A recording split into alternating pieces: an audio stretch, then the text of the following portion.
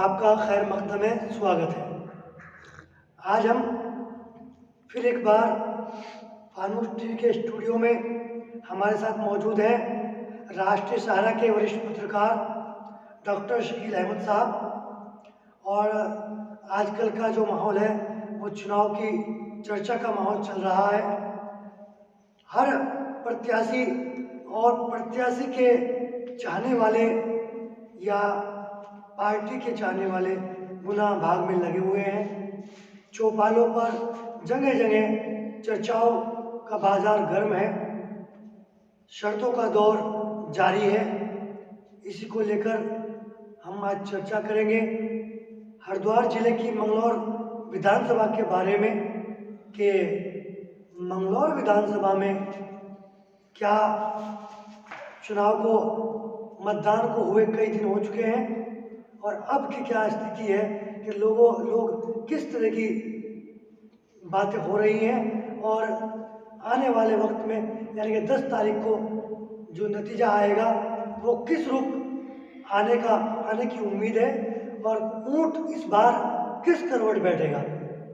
क्या काजी निजामुद्दीन अपनी जीत का परचम बरकरार रख पाएंगे या बसपा प्रत्याशी हाजी सरवत करीम अंसारी उनका ये मिथक तोड़ पाएंगे, जैसे कि एक चला हुआ आ रहा है कि जब जब कांग्रेस की सरकार बनी तब तक काजी निजामुद्दीन विधानसभा का चुनाव हारे। जब जब राज्य में बीजेपी की सरकार बनी तब तक काजी निजामुद्दीन विधायक बने हैं। डॉक्टर साहब, आपकी क्या राय है और आप इस पर कुछ रोशनी डालिए कि क्या उम्मीद है और क्या लग रहा है कि आने वाले वक्त में क्या स्थिति रहेगी। मैं आपको बता दूं कि मंगलौर विधानसभा का इतिहास रहा है जब से उत्तराखंड वजूद में आया। अगर आप जब से लेकर आज तक का इतिहास उठाकर देखें, उसके पन्ने पलटें, बिल्कुल साफ जाहिर है कि जब जब भाजपा की सरकार बनी तब तक काजी परिवार का विधायक बना, जब जब कांग्रेस की सरकार बनी तब तक विपक्ष का विधायक यहाँ बनता आया। तो मेरा मानना है कि इस बार जो चुनावी रुझान सामने आ रहे हैं उसमें एक बड़ा उलटफेर होने की उम्मीद की जा सकती है। किस तरह के उलटफेर की उम्मीद लगा रहे हैं आप? दरअसल जो चुनाव हुआ उसमें सबसे बड़ा मुद्दा विकास और राजस्थान का रहा है। वो चाहे भाजपा का प्रत्याशी हो या बसपा का प्रत्याशी हो, उन्होंने इसी नाम पर वोट मांगा कि हमने विकास किया है या हमारी सरकार ने विकास किया है। जिसको आपने पिछली बार चुना वो ज्यादातर राजस्थान रहा, उसका असर भी देखने को मिला है।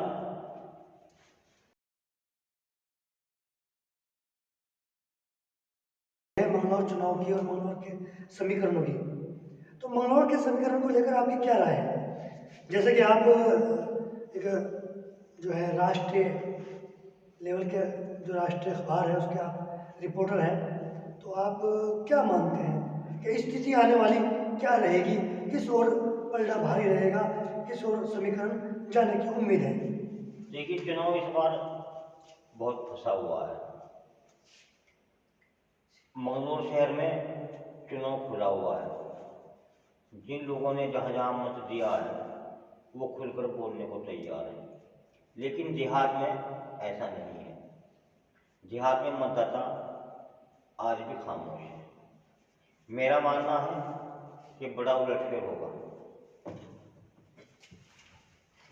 उसकी वजह भी ये है, मतलब आपने बताया कि अगर बीजेपी बढ़त बनाने में कामयाब होती है, काफ़ी हद तक अच्छी प्रोग्रेस करती है, तो उसका कहीं ना कहीं नुकसान कांग्रेस प्रत्याशी को होगा।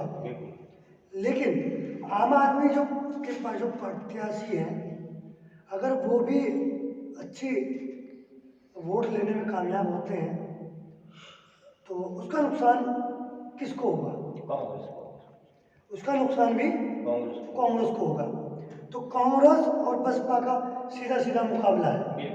तो आप कि आज तक की जो आपने नतीजे निकाले, उसमें आप कहाँ तक जा पाएंगे कि दोनों में किसकी ज़्यादा उम्मीद है?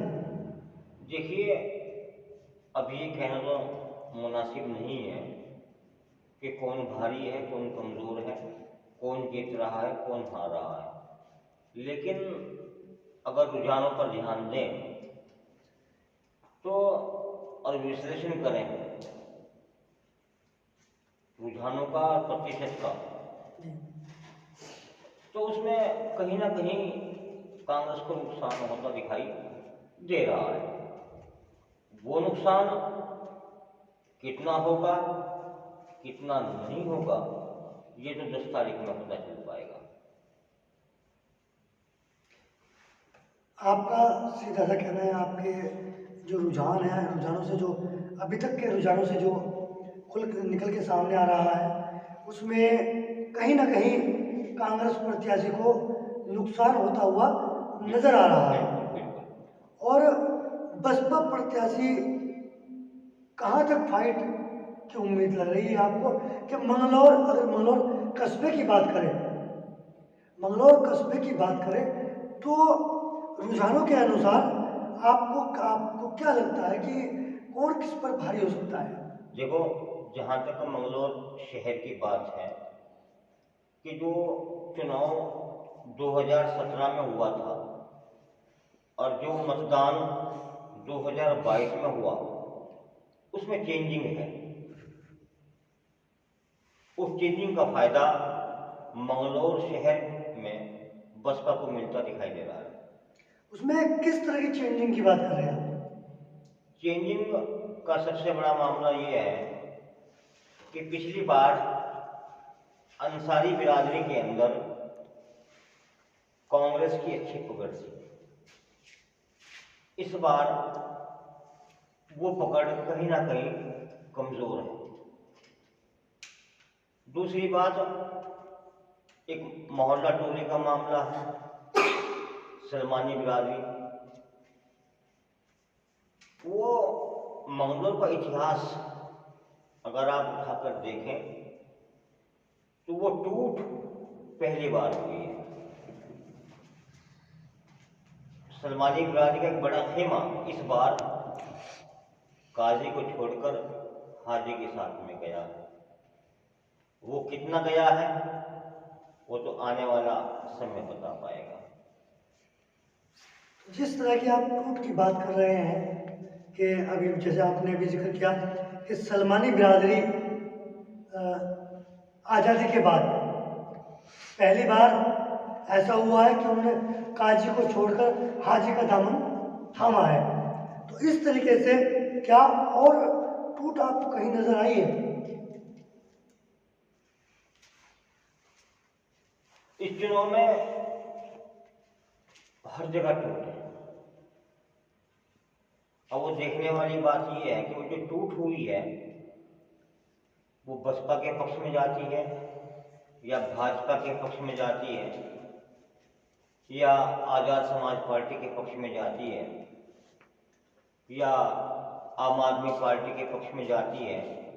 वो देखने वाली बात होगी कि जो टूट कांग्रेस खेमे में हुई है वो टूट किधर जाती है। अच्छा डॉक्टर साहब, आपके जो है उसके अनुसार, आपके सूत्रों के अनुसार आपको क्या लगता है जो टूट हुई है उसका फायदा कौन उठा पाएगा और किसको मिलता हुआ, अभी तक के रुझानों में किसको मिलता हुआ नजर आ रहा है? देखिए, जो टूट हुई है, अगर वो टूट कांग्रेस में हुई है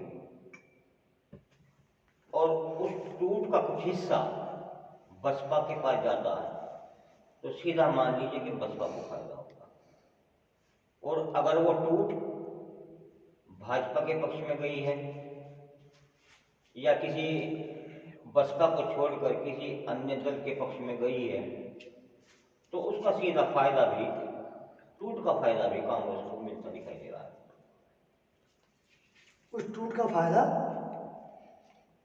कांग्रेस को फायदा होगा या नुकसान होगा?